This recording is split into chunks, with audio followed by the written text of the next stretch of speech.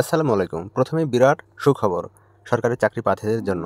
অবশেষে 13,500 শিক্ষক নিয়োগ বিজ্ঞপ্তি প্রকাশ 2025 প্রকাশিত হলো 27 আগস্ট 2025। সম্মানিত সরকারি চাকরি প্রত্যাশী ভাই বোনেরা, চলুন প্রাইমারি শিক্ষক নিয়োগ সার্কুলার সংক্রান্ত বিষয় নিয়ে A to Z আপডেট তথ্য আপনাদের সাথে শেয়ার করার চেষ্টা করি। চলতি সপ্তাহেই সরকারি প্রাথমিক বিদ্যালয়ে সহকারী শিক্ষক পদে নিয়োগের বিজ্ঞপ্তি প্রকাশ করা হতে পারে বলে জানিয়েছেন প্রাথমিক শিক্ষা অধিদপ্তরের মহাপরিচালক আবু নূর মোহাম্মদ শামসুজ্জামান।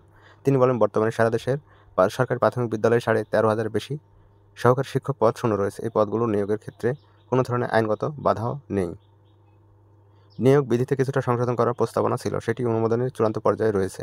প্রাথমিক শিক্ষা অধিদপ্তরের ডিজি আরও বলেন, আমরা একটি পরিকল্পনা হাতে নিয়েছি, তাতে চলতি আগস্ট মাসে অর্থাৎ আগামী 7 দিনের মধ্যে 13,500 শিক্ষক পদ নিয়োগ বিজ্ঞপ্তি প্রকাশ করব। আগামী ডিসেম্বরের মধ্যে নিয়োগের সব ধরনের কার্যক্রম শেষ করার পরিকল্পনা রয়েছে। এটি করা গেলে প্রাথমিক বিদ্যালয়ের শিক্ষক সংকট কমবে।